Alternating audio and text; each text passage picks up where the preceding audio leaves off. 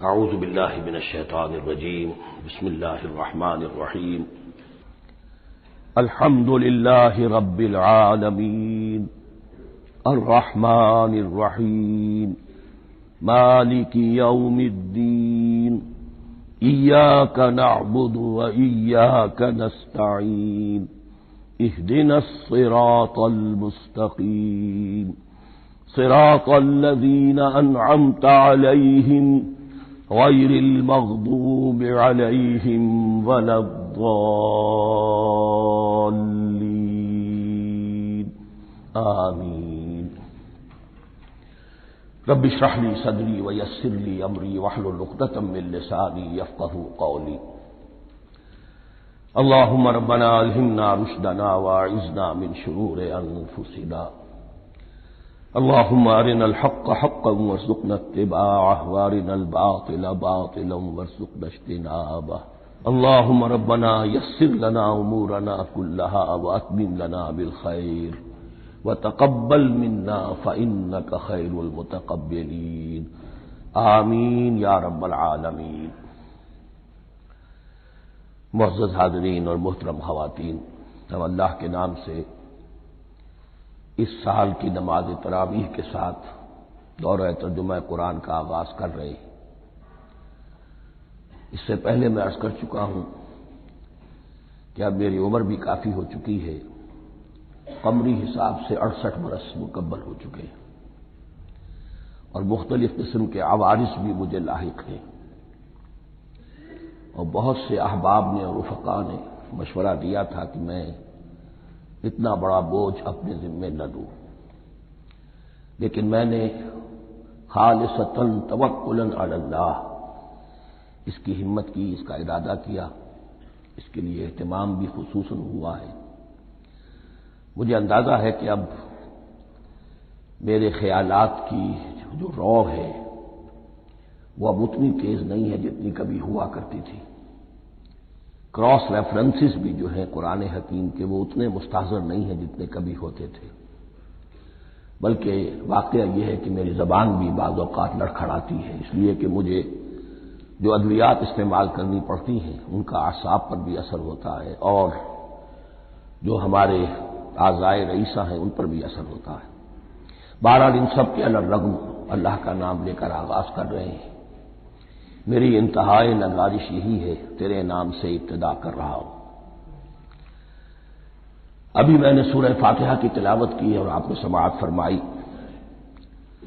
یہ سورہ مبارکہ مصحف کے اعتبار سے تو پہلی سورت ہے ہی، سب کو معلوم ہے، لیکن یہ بھی نوٹ کر لیجئے کہ یہ نزول کے اعتبار سے بھی سب سے پہلی مکمل سورت جو حضور پر نازل ہوئی وہ یہی ہے۔ اس سے قبل متفرق آیات نازل ہوئی، 5 آیتیں سورہ علق کے آغاز میں، کچھ آیتیں سورہ قلم یا سورہ نون کے آغاز میں، کچھ آیتیں سورہ مزمل کی ابتدا کی، کچھ آیتیں سورہ مدثر کے آغاز کی۔ 5ویں وحی تقریباً اس پر اجماع ہے کہ یہ سورۃ الفاتحہ کی ہے، اور یہ مکمل سورت ہے جو حضور پر نازل ہوئی۔ سورۃ الفاتحہ کے معنی ہوئے افتتاحی سورت، فتح یفتح کے معنی ہے کھولنا، مفتاح کنجی کو کہتے ہیں، چابی کو۔ تو یہ اوپننگ سورہ آف دی قرآن، قرآن حکیم کی افتتاحی سورت۔ ویسے جیسا کہ میں تعارف قرآن کے ضمن میں عرض کر چکا ہوں، عربوں کا یہ مزاج تھا کہ جس چیز سے انہیں خصوصی محبت ہوتی تھی اس کے بہت سے نام رکھتے تھے۔ اس کے بھی بہت سے نام ہیں۔ سورۃ الفاتحہ سب سے عام ہے، لیکن الکافیہ، الشافیہ، ام القرآن، اساس القرآن، کم سے کم یہ 4 نام تو میں سمجھتا ہوں کہ ہر مسلمان کو مزید معلوم ہونے چاہیے، اور بھی بہت سے نام۔ اس سورہ مبارکہ کی بالاتفاق و بالاجماع 7 آیتیں ہیں، اگرچہ ان کی ترتیب میں کچھ اختلاف ہے۔ ایک رائے یہ ہے، اور یہ رائے امام شافعی کی بھی ہے اور بصرہ کے جو قراء تھے ان کی بھی ہے، کہ آیت بسم اللہ بھی سورہ فاتحہ میں شامل ہے، اس کا جز ہے۔ وہ اس کو شامل کر کے پھر 7 آیتیں بناتے ہیں، تو آخری جنہیں ہم 2 آیتیں سمجھتے ہیں صراط الذین انعمت علیہم غیر المغضوب علیہم ولا الضالین، وہ ان کے نزدیک ایک آیت ہے۔ تو گویا کہ نتیجہ یہ نکلا کہ آیتوں کی تعداد 7 ہی رہتی ہے۔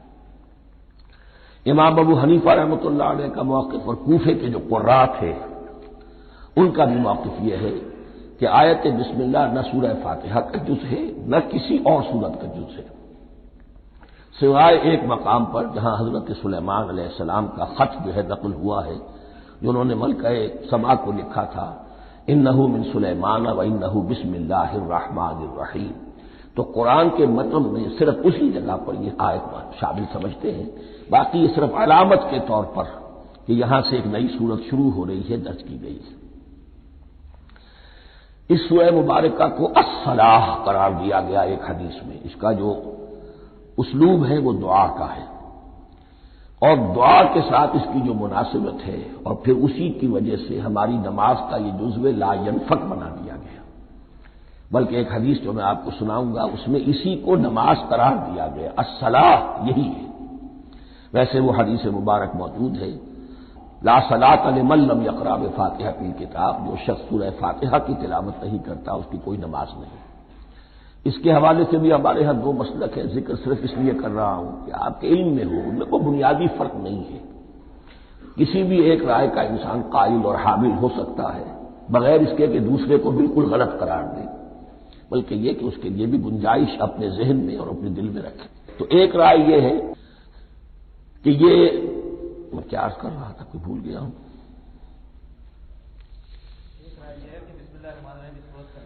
جی، اور دوسری آیت یہ ہے کہ اس کا حصہ نہیں ہے، اسی اعتبار سے یہ کہ یہ سورہ مبارکہ نماز میں پڑھی جانی ضروری ہے، لا صلاۃ لمن لم یقرأ بفاتحۃ الکتاب۔ البتہ یہ اختلاف ہے، یہ بات جو میں ذکر کر رہا تھا جو ذہن سے نکل گئی، کہ آیا مقتدی جو ہے امام کے پیچھے کھڑا ہو کر جب نماز پڑھ رہا ہو تو کیا اس صورت میں بھی اس کے لیے لازم ہے کہ سورہ فاتحہ پڑھے؟ اس میں دو رائے ہو گئی، بلکہ تین۔ ایک رائے انتہائی ہے اور وہ فقہ حنفی کی طرف منسوب ہے کہ اگر آپ امام کے پیچھے مقتدی کی حیثیت سے نماز پڑھ رہے تو کسی بھی رکعت میں آپ سورہ فاتحہ نہیں پڑھیں گے۔ ایک دوسری بالکل برعکس رائے ہے، وہ امام شافعی رحمۃ اللہ علیہ کی ہے کہ ہر حالت میں چاہے امام جہری رکعت پڑھا رہا ہو جس میں وہ بلند آواز سے سورہ فاتحہ پڑھ رہا ہو اور چاہے وہ سری رکعت ہو، ہر حالت میں مقتدی کو بھی پڑھنی ہے۔ ایک تیسری رائے بین بین ہے، وہ امام مالک کی ہے رحمۃ اللہ علیہ، کہ جو سری رکعت ہے جس میں کہ امام بھی خاموشی سے پڑھ رہا ہے مقتدیوں کو بھی پڑھنی چاہیے، جو جہری رکعت ہے جس میں کہ امام بلند آواز سے پڑھ رہا ہے اس میں مقتدیوں کو خاموش رہ کر پوری توجہ جو ہے سننے پر صرف کر دینی چاہیے۔ اذا قرئ القرآن فاستمعوا له وانصتوا، جب قرآن پڑھا جا رہا ہو تو پوری توجہ اس کے پڑھنے پر مرکوز کر دو اور خود خاموش رہو۔ میرے اپنی رائے میں یہ تیسری رائے سب سے زیادہ صائب ہے اور اس میں کسی طرح کی بھی کوئی پیچیدگی پیدا نہیں ہوتی۔ بہرحال اس سورہ مبارکہ کا جو اسلوب ہے میں نے عرض کیا دعائیہ ہے، البتہ قرآن مجید کے علم اور حکمت کے اعتبار سے، اس کے فلسفے کے اعتبار سے ایک بات سمجھ لینی چاہیے۔ قرآن کا فلسفہ یہ ہے کہ بنیادی ہدایت ہر انسان کے دل میں موجود ہے، بالقوہ، پوٹینشلی۔ یہ جو قرآن مجید یا اللہ کی کتابیں نازل ہوتی ہیں یہ انہیں ایکٹیویٹ کرتی ہیں، وہ اندر کی جو ڈورمنٹ کانشسنس ہے، خوابیدہ شعور جو ہے اسے بیدار کر کے اور پھر یہ کہ اسے اجاگر کرتی ہیں۔ ہر سلیم الفطرت انسان اور سلیم العقل انسان، دو سلامتی شرط ہیں، سلیم الفطرت، نیچر پرورٹڈ نہ ہو، فطرت مسخ نہ ہو گئی ہو، عقل سلیم ہو۔ ان دونوں چیزوں کا نتیجہ یہ نکلتا ہے کہ وہ انسان از خود بغیر کسی وحی کی رہنمائی کے، بغیر کسی نبی کی تعلیم کے سے استفادہ کیے ہوئے از خود بھی کچھ حقائق تک پہنچ جاتا ہے۔ اور وہ حقائق کیا ہے؟ نمبر ایک یہ کہ اس کائنات کا ایک خالق ہے اور وہ ایک ہے، اور وہ تمام صفات کمال سے متصف ہے۔ نمبر دو یہ کہ انسان کی زندگی صرف یہ زندگی نہیں ہے، بلکہ ایک اور زندگی ہے کہ جس میں اس زندگی کے اعمال کے نتائج برآمد ہوں گے۔ یہ دو باتیں، اس کی زیادہ وضاحت کے ساتھ جو ہے اس کا تذکرہ آئے گا سورہ لقمان میں، جہاں حضرت لقمان کی شخصیت کا تذکرہ ہے۔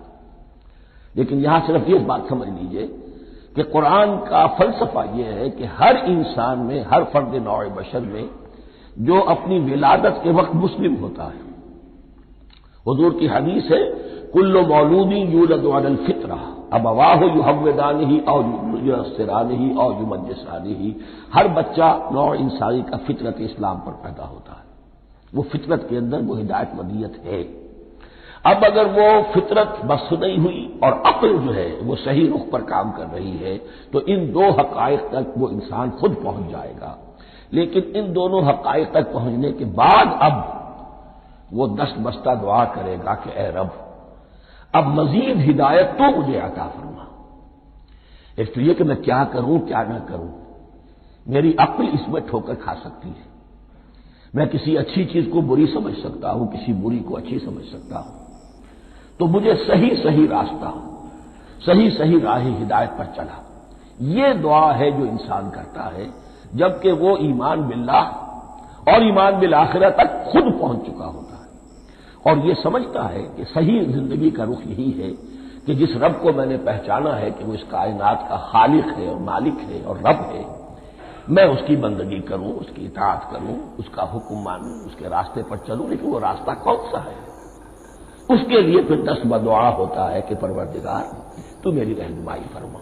یہ مقام ہے کہ جہاں آپ سمجھ لیجئے اپنے آپ کو بھی آج اس جگہ پر تصور کرتے ہوئے پھر اس سورہ مبارکہ کو پڑھیے کہ آپ اس مقام پر اللہ کے فضل و کرم سے پہنچ چکے ہیں کہ اللہ کو آپ نے پہچان لیا اور اس کی توحید کو جان لیا، اس کی جملہ صفات کمال سے آپ واقف ہو گئے۔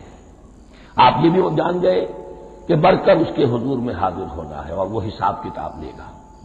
پھر آپ نے یہ عہد بھی کر لیا کہ اب زندگی گزارنی ہے اس رب کی بندگی میں، اسی کی فرما برداری میں۔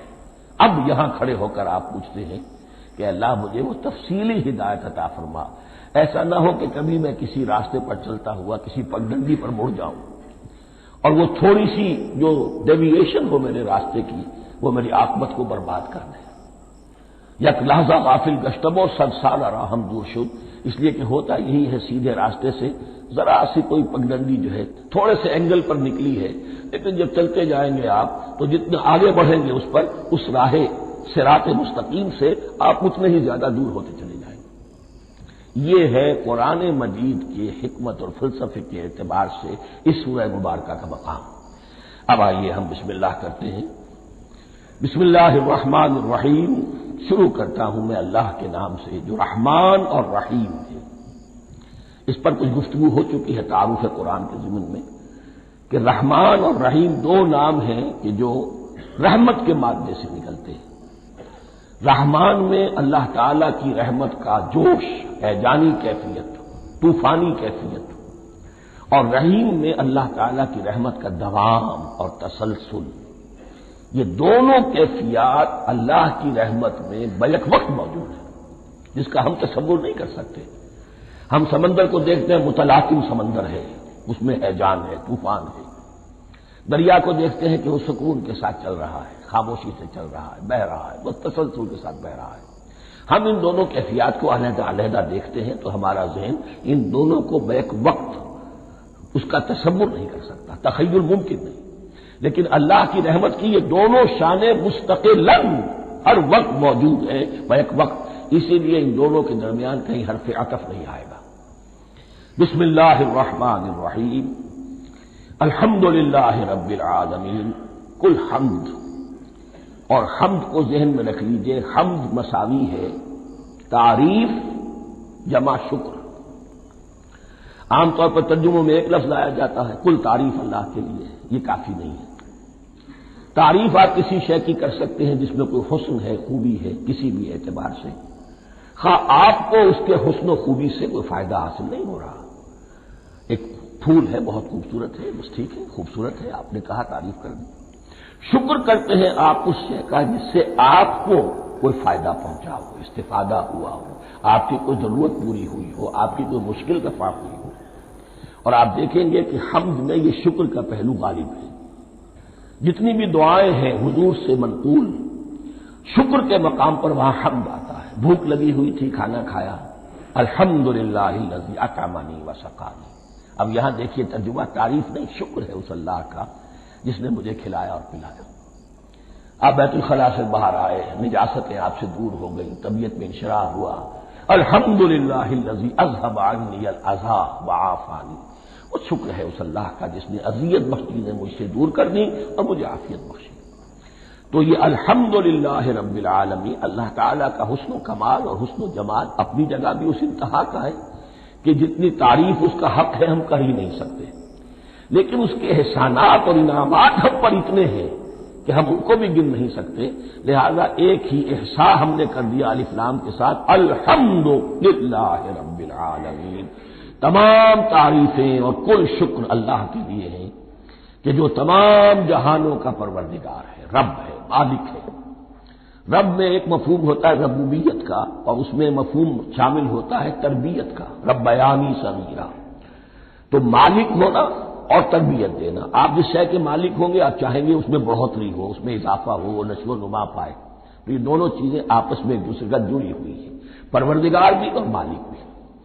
عام طور پر عربی میں رب کا لفظ مالک کے لیے آتا ہے، رب البیت، رب الدار، رب المال۔ تو مالک وہاں پر ظاہر بات ہے کہ اس سے مراد کیا ہے، مال والا، گھر والا، گھر کا مالک۔ تو کل شکر اور کل تعریف اس اللہ کے لیے ہے جو تمام جہانوں کا مالک بھی ہے اور پروردگار بھی ہے۔ الرحمن الرحیم، رحمان ہے اور رحیم ہے۔ اب دوبارہ اس کی میں وضاحت نہیں کروں گا۔ مالک یوم الدین، یوم دین کا مختار مطلق ہے۔ دین عربی زبان میں کہتے ہیں بدلے کو، دناہم کما دانو، کما تدینو تو دانو، یہ کہاوت ہے۔ جیسے اردو میں ہم کہتے ہیں جیسا کرو گے ویسا بھرو گے، کما تدینو تو دانو، تو یہ ہے بدلہ۔ اس کا بنیادی مفہوم جو ہے وہ بدلہ ہے۔ تو بدلے کا ایک دن ہے جس دن فیصلہ ہوگا کہ کون کیا کما کر لایا ہے، اسے کیا بدلہ ملنا چاہیے۔ آیا اس کا برائیوں کا پلڑا بھاری ہے کہ اسے سزا ملنی چاہیے، یا اس کی حسنات اور نیکیوں کا پلڑا بھاری ہے کہ اسے جزا ملنی چاہیے، اس کا انعام اور اکرام کے ساتھ معاملہ کیا جانا چاہیے۔ وہ ایک دن ہے، اسے ہم یوم القیامہ کہتے ہیں۔ اور لیکن اصل بات جو یہاں کہی گئی، یعنی ایک جملے میں تین باتوں کا اعتراف ہو رہا ہے۔ بعث بعد الموت، ایک دن آئے گا کہ ہم مرنے کے بعد تمام انسان اٹھا لیے جائیں گے، پھر حساب و کتاب، پھر اللہ کے ہاں حاضری ہوگی اور حساب کتاب ہوگا۔ اور تیسرے یہ کہ اس حساب کتاب کے دن کا مختار مطلق اللہ ہے، یعنی کسی اور کو اپنے ذہن میں سہارا بنا کر آپ زندگی گزاریں کہ وہ مجھے چھڑا لے گا، یا وہ ہستی جو ہے اتنی زوردار ہے کہ وہ مجھے بچا لے گی، اس سے اپنے دل کو، اپنے ذہن کو بالکل پاک کر لیجیے۔ مالک یوم الدین، ایک دوسری جگہ پر قرآن میں آیا ہے، اس روز کوئی پکارنے والا پکارے گا، لمن الملک اليوم للہ الواحد القہار، آج کے دن کس کا اختیار مطلق ہے؟ اور پھر کہا جائے گا اللہ کے لیے، الواحد قہار، جو پوری طرح چھایا ہوا ہے، بس تولی ہے۔ تو مالک یوم الدین، جو جزا و سزا کے دن کا مالک ہے۔ اب یہاں سے کلام ایک رخ بدل رہا ہے۔ ابھی تک تو یہ غائبانہ انداز میں کلام ہو رہا ہے، اللہ سے خطاب نہیں آیا اس میں ابھی۔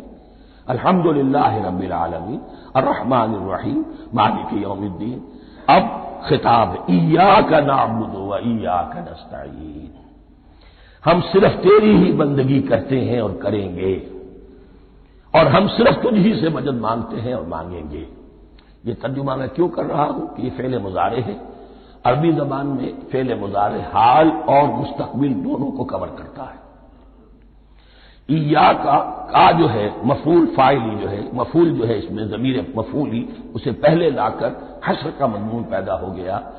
ہم تیری بندگی کرتے ہیں نہیں، ہم تیری ہی بندگی کرتے ہیں اور کریں گے۔ حال میں ترجمہ کیجئے تو یہ اظہار حال ہے، اور مستقبل میں ترجمہ کیجئے تو یہ عہد ہے، قول و قرار ہے، بہت بڑا معاہدہ ہے۔ وَإِيَّاكَ نَسْتَعِينُ، اور صرف تجھی سے مدد مانگتے ہیں اور مانگیں گے۔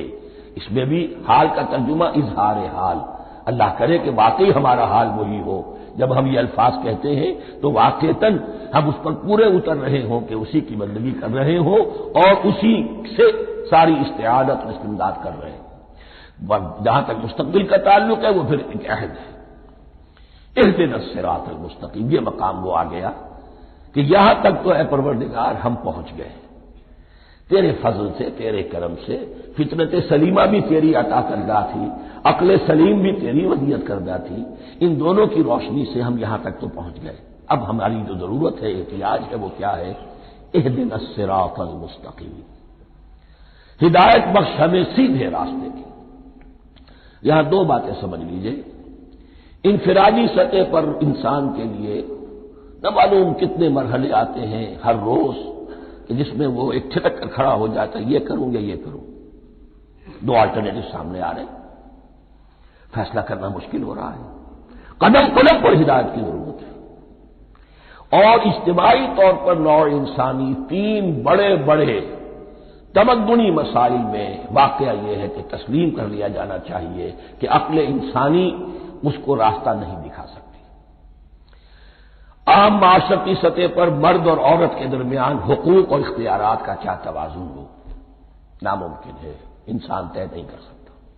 انسان یا مرد ہے یا عورت ہے، عورت سوچے گی اپنے لحاظ، اپنے جذبات کا، اپنے خیالات کا لحاظ رکھے گی، مرد کے جذبات و احساسات کا اس کا کوئی تصور ہی ممکن نہیں۔ مرد سوچے گا اسے اپنے احساسات معلوم ہے، لیکن یہ کہ عورت کے احساسات سے وہ نابلد ہے، ان کو محسوس کر ہی نہیں سکتا، لا محالہ وہ اپنے بارے میں وہ جو بھی نظام بنائے گا اس میں وہ اپنی بالادستی رکھے گا۔ وہ تو ایک ہی ہستی ہو سکتی ہے کہ جو دونوں کی خالق ہے، مرد کی بھی عورت کی بھی، اور اس کو دونوں سے محبت ہے، دونوں کا خیر خواہ ہے، دونوں کا رب ہے، دونوں کو پروان چڑھانا چاہتا ہے۔ اسی طرح فرد اور معاشرہ یا ریاست، حکومت اور ریاست ہمیشہ یہ چاہتی ہے کہ سارے اختیارات ہمارے ہاتھ میں آ جائیں، ٹوٹلیٹیرین سوسائٹی ہو، بس ہم حکم دیں اور لوگ اس پر چلیں۔ افراد یہ چاہتے نہیں، ہمیں آزادی ہونی چاہیے۔ اب آپ دیکھیے کہ دنیا میں کتنے جھگڑے چلتے ہیں اسی پر، فریڈم فریڈم فریڈم۔ وہ فریڈم واقعتاً اپنی جگہ پر ایک شے ہے، افراد کی آزادی ہونی چاہیے، لیکن افراد کی آزادی اتنی نہ ہو جائے کہ وہ مادر پدر آزاد ہو جائے، کوئی قانون، کوئی قاعدہ، کوئی اخلاقی، کوئی حدود اور قیود جو ہے ان کا پابند نہ رہے۔ تو اب کہاں ہے وہ نقطۂ اعتدال کہ جس میں انسان کی انفرادی آزادی، انفرادی اختیار اور ادھر اجتماعی مصلحتیں جو ہیں ان کو بیلنس کیا جا سکے؟ انسان طے نہیں کر سکتا، صرف اللہ ہی اس کے لیے نظام دے سکتا ہے۔ تیسرا مسئلہ ہے سرمایہ اور محنت، اس میں کیا توازن ہو؟ سرمایہ اور محنت دونوں مل کر کچھ بنا رہے ہیں، کچھ پروڈیوس کر رہے ہیں۔ اب اس میں نفع جو ہوا ہے اس میں سرمایہ کا کتنا حصہ ہونا چاہیے اور لیبر کا کتنا ہونا چاہیے، کون طے کر سکتا ہے؟ اس کے لیے بھی کہ ایسا نہ ہو کہ سرمایہ داری جو ہے آکاش بیل بن کر پورے معاشرے پر چھا جائے اور غریب بیچارہ، مزدور بیچارہ، کاشتکار بیچارہ وہ گویا کہ چکی کے دو پارٹوں میں پس کر رہ جائے، اس کی کوئی حیثیت نہ رہ جائے۔ لیکن یہ کہ دوسری طرف اگر یہ کہ مزدور کا جو حق ہے اس سے زیادہ اس کو دے دیا جائے تو سرمایہ جو ہے وہ سکڑ جائے گا، شائی ہو جائے گا، وہ پھر میدان میں نہیں آئے گا۔ کیا کیا جائے؟ کون سا نقطہ عدل و اعتدال ہے؟ یہ تین مسائل ایسے ہیں، اہدنا الصراط المستقیم۔ تو یوں سمجھیے کہ ایک جو بنیادی ہدایت تھی، ایک اللہ کو پہچان لینا، یہ جان لینا کہ کل حسن و جمال اور تمام انعام و اکرام کا منبع اس کی ذات ہے، وہ رحمان ہے اور رحیم ہے، اور یہ جان لینا کہ مرنے کے بعد جی اٹھنا ہے، حساب کتاب ہے، فیصلہ ہوگا جزا و سزا کا، اور مختار مطلق اس دن کا اللہ ہے۔ پھر یہ عہد کر لینا ایاک نعبد و ایاک نستعین۔ اس کے بعد دعا، پروردگار ہمیں ہدایت پر قائم رکھ، ہماری ہدایت میں اضافہ فرما۔ اس ہدایت کے لفظ کو سمجھ لیجئے، بنیادی ہدایت، تفصیلی ہدایت، قدم قدم پر ہدایت، ہدایت پر ہدایت۔ والذین اہتدوا زادہم ہدی، جو لوگ ہدایت کے راستے پر آتے ہیں اللہ ان کی ہدایت میں اضافہ کرتا ہے۔ تو یہ قدم قدم پر ہمیں ہدایت کی ضرورت ہے اور مرحلہ وار ضرورت ہے۔ ہدایت اس کو بھی کہتے ہیں کہ کسی نے آپ سے کوئی پتہ پوچھا، آپ نے کہا ادھر جانا، پھر دوسری گلی میں مڑنا، پھر جانا دو تین لائٹیں چلے جانا، پھر مڑنا وغیرہ وغیرہ، یہ بھی ہدایت ہے، نظری طور پر آپ نے بتایا ہے۔ ایک ہدایت یہ ہوئی کہ بھائی میں چلتا ہوں آپ کے ساتھ، میں آپ کو وہاں پہ پہنچا دوں گا تاکہ آپ کو دقت نہ ہو، آپ نے منزل تک پہنچا دیا۔ ان دونوں کے درمیان، یہ تو میں نے ایک فرد کی مثال دی ہے، اللہ اور بندے کے درمیان نہ معلوم کتنے مراحل ہیں ہدایت کے۔ تو کسی وقت بھی انسان اپنے آپ کو ہدایت خداوندی سے مستغنا نہیں سمجھ سکتا، اور نہیں تو پروردگار جو ہدایت دی ہے اس کو ہدایت پر قائم رکھ۔ کیا پتہ شیطان کا کوئی حملہ، کیا پتہ ہمارے نفس کی کوئی شرارت کسی ایسے رخ پر ہمیں ڈال دے کہ اب تک کی ساری کمائی بھی ضائع ہو جائے۔ لہذا یہ نہ سمجھیے کہ جب یہ ساری چیزیں ان کو معلوم تھی، وہ ان چیزوں کا تو اقرار کر رہے تو اب ہدایت کون سی مانگ رہے ہیں؟ تو ہدایت کا تو بڑا میدان کھلا ہوا ہے، اور اس ہدایت کی وہ جو میں نے آخری شکل آپ کو بتائی ہے کہ منزل مقصود تک پہنچا دے، یہ ہدایت بھی قرآن مجید میں اس معنی میں بھی لفظ آیا ہے کہ اہل جنت جب جنت میں داخل ہوں گے تو جو ترانہ حمد ان کی زبان پر اس وقت ہوگا وہ کیا ہے؟ الحمدللہ الذی ہدانا لہذا وما کنا لنہتدی لولا ان ہدانا اللہ۔ کل شکر اس اللہ کا جس نے ہمیں یہاں تک پہنچا دیا، ہدایت دی جہاں تک پہنچا دیا، اور ہم ہرگز نہ پہنچ پاتے، ہم ہرگز ہدایت یافتہ نہ ہو سکتے اگر اللہ ہی ہمیں ہدایت نہ دیتا۔ اہدنا الصراط المستقیم، سیدھا راستہ، صراط الذین انعمت علیہم، اب اس کی مزید وضاحت ہے، راستہ اس کا ان لوگوں کا جن پر تیرا انعام ہوا۔ یہ کون لوگ ہیں؟ اس کی وضاحت آپ کو ملے گی سورہ نساء میں، من یطع اللہ والرسول فاولئک مع الذین انعم اللہ علیہم من النبیین والصدیقین والشہداء والصالحین۔ چار طبقات ہیں منعم علیہم جن پر اللہ کا انعام ہوا ہے۔ چوٹی پر انبیاء کرام، اس کے بعد صدیقین کرام، اس کے بعد شہداء عظام، اس کے بعد عام صالح مسلمان، صالح ہو۔ یہ بیس لائن ہے، اس سے اوپر کا درجہ شہداء کا ہے، اس سے اوپر کا درجہ صدیقین کا ہے، اور پھر اس سے اوپر کا درجہ انبیاء کا ہے۔ انبیاء میں سے پھر وہ بھی ہوتے ہیں کہ جو اولو العزم میں من الرسل ہیں، لیکن یہ چار طبقات ہیں، ان کے راستے پر ہمیں چلا۔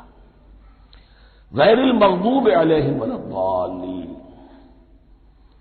جو مغضوب علیہم نہیں ہوئے، جن پر تیرا غضب نہیں ہوا، اور غضب ہوتا ہے ان پر کہ جو ہدایت کے واضح ہونے کے بعد ہدایت کو ترک کر دیں، وہ ہے مغضوب علیہم۔ جنہیں ہدایت مل گئی ہو، ہدایت کو پہچان لیا ہو، پھر اپنی شرارت نفس کی وجہ سے، اپنی نفسانیت کی وجہ سے، اپنے تکبر کی وجہ سے، اپنے حسد کی وجہ سے وہ اس حق کو رد کر دے، اس کو ترک کر دے، ان پر اللہ کا غضب آتا ہے۔ اور اس میں اس کی بہت بڑی مثال تاریخ کے اعتبار سے یہودی ہے۔ اللہ نے انہیں ہدایت دی، کتابیں عطا کی، تورات، انجیل، زبور، سینکڑوں نبی ان میں مبعوث کیے، 1400 برس تک نبوت کا تار ٹوٹا ہی نہیں، مسلسل۔ ابتدا میں بھی 2 نبی، موسیٰ اور ہارون، اور اختتام پر بھی 2 نبی، عیسیٰ اور یحییٰ علیہ الصلاۃ والسلام، اور ان کے مابین کوئی لمحہ نہیں آیا ہے تاریخ بنی اسرائیل میں جبکہ کوئی نہ کوئی نبی موجود نہ ہو۔ لیکن انہوں نے اپنی شرارت نفس کی وجہ سے ہدایت تورات سے بھی منہ موڑا، اور پھر سب سے بڑی بات یہ کہ ہدایت محمدی سے، ہدایت قرآنی سے بھی صلی اللہ علیہ وسلم منہ موڑا، وہ ہے مغضوب علیہم ولا الضالین، اور نہ ہی گمراہ ہوئے۔ یہ لفظ جو آتا ہے عربی زبان میں گمراہ کا بھی ہے اور تلاش حق میں بھٹکنے والے کا بھی ہے۔ ایک وہ شخص ہے جس پر حق ابھی واضح نہیں ہوا، وہ تلاش میں ہے، اس کے لیے بھی ضال کا لفظ آئے گا۔ اسی طرح کوئی شخص کسی کے عشق اور محبت میں ایسا ہو جائے، دیوانہ ہو جائے، اس کو بھی ضال کہتے ہیں، یعنی اس کے اوپر جذبات کا اتنا غلبہ ہو گیا ہے کسی کی محبت اور عشق کی بنا پر۔ تو حضور کے لیے یہ لفظ آیا ہے وَوَجَدَكَ ضَالًّا فَهَدَىٰ، اور یہ تو سورۃ الضحیٰ ہے، اکثر بیشتر لوگوں کو یاد ہوگی۔ تو یہ جو دوال کا لفظ ہے اس میں سمجھ لیجئے ضروری نہیں ہے کہ وہ گمراہ ہو، بلکہ وہ بھی کہ جو ابھی راہ ہدایت کی طلب میں اس کے حصول کے لیے اس کی تلاش میں کوشاں ہیں، اور وہ بھی کہ جو کسی مغالطے کی وجہ سے حق سے منحرف ہو جائے۔ یہ بھی جان لیجئے کہ ایک ہے بدنیتی، تکبر، حسد، حق کو جان کر پہچان کر رد کر دینا یا چھوڑ دینا یا ترک کر دینا، ایک ہے کسی غلطی میں کسی جذبات کے اندر آ کر کسی غلم کے اندر مبتلا ہو کر اور حق سے منحرف ہو جانا۔ اس کی جو سب سے بڑی مثال ہے وہ نصارہ ہے، عیسائی ہے۔ حضرت مسیح کو انہوں نے مانا لیکن غلم کیا، یہ لفظ آئے گا آگے، لا تغلوا فی دینکم، اپنے دین میں غلم نہ کرو۔ جیسے ہمارے ہاں بھی بعض لوگ ہیں جو حضور صلی اللہ علیہ وسلم کی تعریف میں، حضور صلی اللہ علیہ وسلم کے ساتھ اپنی محبت کے اظہار میں غلو کر جاتے ہیں۔ یہ انتہا درجے کو ہو گیا تھا حضرت مسیح علیہ السلام کے ماننے والوں میں، اور اس کی بنا پر انہوں نے تثلیث کا عقیدہ ایجاد کر لیا اور حضرت مسیح علیہ السلام کو اللہ کا بیٹا بنا دیا۔ تو اس کی سب سے بڑی مثال ضالین کی اس اعتبار سے کہ ہدایت پانے کے بعد کسی بدنیتی سے نہیں بلکہ کسی اچھے جذبے میں غلو کی وجہ سے رسول سے محبت کرنا تو اچھا جذبہ ہے، لیکن یہ محبت بھی ایک حد میں رہنی چاہیے۔ غلو کرے گی تو ظاہر بات ہے کہ اس کے بعد وہ گمراہی کی طرف لے جائے گی۔ یہ ہے اس سورہ مبارکہ کا ترجمہ، اور اس کے بعد آخر میں آمین کہنا یہ مسنون بھی ہے، کہنا چاہیے۔ البتہ اختلاف یہاں بھی صرف اتنا ہے کہ نماز میں جب آپ امام کے ساتھ ہیں، وہ اگر جہری قرات کر رہا ہے تو آیا اس کے بعد آپ کو بھی بالجہر کہنا ہے آمین یا نہیں کہنا، یہ اختلاف ہے، ان میں کوئی فرق واقع نہیں ہوتا۔ یہ چیز متفق علیہ کہ کہنا ہے آمین، بلکہ یہ آمین تو یہودیوں میں ہے، یہ آمین جو ہے یہ عیسائیوں میں بھی ہے۔ ان کی بھی جو لارڈس پریئر ہے اس کے بعد آمین، وہ آمین کہتے ہیں، وہ فرق وہ لفظ ایک ہی ہے۔ اس لیے کہ عبرانی زبان اور عربی زبان یا تو ہم یہ کہہ سکتے ہیں کہ دونوں بہنیں ہیں، کوئی ایک مشترک زبان تھی ان کی ماں جس کی یہ دو بیٹیاں ہیں، اور یا یہ کہنا پڑے گا کہ عربی زبان کی ماں جو ہے وہ عبرانی زبان ہے۔ بہرحال بڑا قریبی رشتہ عربی کا اور عبرانی کا ہے، اس اعتبار سے وہ آمین۔ اب آپ کو معلوم ہے ہم السلام علیکم وہ کہتے ہیں، وہ سلام کہتے ہیں، فرق کیا ہے؟ وہ تو تلفظ کا فرق ہے۔ اسی طریقے سے اور بہت سے الفاظ ہیں، میں بعد میں بتا۔ اب میں اس سورہ مبارکہ کے بارے میں خاص حدیث آپ کو سنانا چاہتا ہوں، اور اسی سے در حقیقت جو امام ابو حنیفہ کا موقف ہے رحمۃ اللہ علیہ، اس کی حقانیت مزید مبرہن ہو جائے گی۔ یعنی کیا کہ آیت بسم اللہ سورہ فاتحہ کا جز نہیں ہے، سورہ فاتحہ الحمدللہ رب العالمین سے شروع ہوتی ہے۔ وہ میں آپ کو بتانا بھول گیا کہ جن کے نزدیک سورت کا جز ہے وہ پھر جہری قرات میں بسم اللہ الرحمن بھی بلند آواز سے کہیں گے، اور جن کے نزدیک سورہ فاتحہ کا جز نہیں ہے وہ نہیں کہیں گے، وہ الحمدللہ رب العالمین سے قرات کریں گے۔ تو کوئی فرق نہیں ہے بنیادی۔ یہ حدیث جو ہے یہ مسلم شریف میں ہے اور حدیث قدسی ہے۔ اس کے راوی حضرت ابو ہریرہ ہے رضی اللہ تعالی عنہ، اور اس حدیث نے اس سورت کے مضامین کا نہایت عمدہ تجزیہ کر دیا ہے۔ حدیث کے الفاظ سن لیجئے، قسمت الصلاۃ بینی و بین عبدی نصفین۔ اللہ تعالیٰ فرما رہے ہیں، حدیث قدسی ہے، میں نے نماز کو، صلاۃ کو اپنے اور اپنے بندے کے درمیان آدھا آدھا تقسیم کر لیا۔ فنصفها لی ونصفها لعبدی، اس کا نصف جو ہے وہ میرے لیے ہے اور نصف جو ہے وہ میرے بندے کے لیے ہے۔ ولعبدی ما سأل، اور جو میرے بندے نے مانگا میں اسے دوں گا، میرا وعدہ ہے یا میں نے اسے دیا۔ اس کے بعد اس کی تفصیل آتی ہے، اذا قال العبد، جب بندہ کہتا ہے الحمدللہ رب العالمین، قال اللہ حمدنی عبدی، جب بندہ کہتا ہے الحمدللہ رب العالمین، اللہ فرماتا ہے میرے بندے نے میری حمد کی۔ وَإِذَا قَالَ الرَّحْمَٰنُ الرَّحِيمُ قَالَ اللَّهُ اثْنَىٰ عَلَيَّ عَبْدِي، جب بندہ کہتا ہے الرحمن الرحیم، اللہ فرماتا ہے میرے بندے نے میری ثنا کی۔ وَإِذَا قَالَ مَالِكِ يَوْمِ الدِّينِ قَالَ اللَّهُ تَعَالَىٰ مَجَّدَنِي عَبْدِي، میرے بندے نے میری تمجید بیان کی، میری بزرگی بیان کی۔ اب یہ تین آیتیں ہو گئیں، تینوں میں اللہ کی حمد ہے، ثنا ہے، تمجید ہے۔ یہ تین آیتیں خالص اللہ کے لیے ہو گئی۔ اب چوتھی آیت آئی، ایاک نعبد و ایاک نستعین۔ اس کے بارے میں جب بندہ کہتا ہے اذا قال العبد ایاک نعبد و ایاک نستعین، قال اللہ تعالی ھذا ما بینی و بین عبدی ولعبدی ما سأل، یہ میرے اور میرے بندے کے درمیان ہے۔ یہ تو یوں سمجھیے یہ گرا لگ گئی ہے میرے اور میرے بندے کے مابین۔ اس نے مجھ سے قول و قرار کیا ہے، اس نے میری بندگی کا اعتراف کیا ہے، اس نے تسلیم کیا ہے کہ میری ہی بندگی کرتا ہے اور کرے گا، اور مجھ سے مدد چاہیے ہے۔ ھذا ما بینی و بین عبدی، یہ معاہدہ ہے، معاہدہ دو فریقوں کے مابین ہوتا، یہ میرے اور میرے بندے کے مابین ہے۔ والے عبدی ما سأل، اور میں نے اپنے بندے کو دیا جو اس نے مانگا، وہ میری مدد چاہتا ہے، میری مدد اس کے شامل حال رہے گی۔ وَإِذَا قَالَ، اور جب بندہ کہتا ہے اهْدِنَا الصِّرَاطَ الْمُسْتَقِيمَ صِرَاطَ الَّذِينَ أَنْعَمْتَ عَلَيْهِمْ غَيْرِ الْمَغْضُوبِ عَلَيْهِمْ وَلَا الضَّالِّينَ، قال اللہ تعالی ھذا لعبدی ولعبدی ما سأل، یہ تین آیتیں یہ میرے بندے کے لیے، اهْدِنَا الصِّرَاطَ الْمُسْتَقِيمَ، اسی صراط مستقیم کی وضاحت ہے مثبت، صراط الذین انعمت علیہم، اسی صراط مستقیم کی وضاحت ہے منفی انداز میں، غیر المغضوب علیہم ولا الضالین، یہ سب میرے بندے کے لیے ہے اور میں نے اپنے بندے کو دیا جو اس نے مانگا۔ اس کو میں نے ایک مرتبہ یہ ترازو کی شکل میں اس کو لکھوایا تھا۔ دیکھیے یہ ایاک نعبد و ایاک نستعین، یہ ہے وہ ترازی کی وہ ڈنڈ، واو جو ہے ایاک نعبد و ایاک نستعین، واو جو ہے گویا کہ وہ مٹھ ہے جس سے کہ ترازو کو پکڑا جاتا ہے۔ ادھر ایک پلڑا ہے جس کی تین آیتیں ہیں، الحمدللہ رب العالمین الرحمن الرحیم مالک یوم الدین۔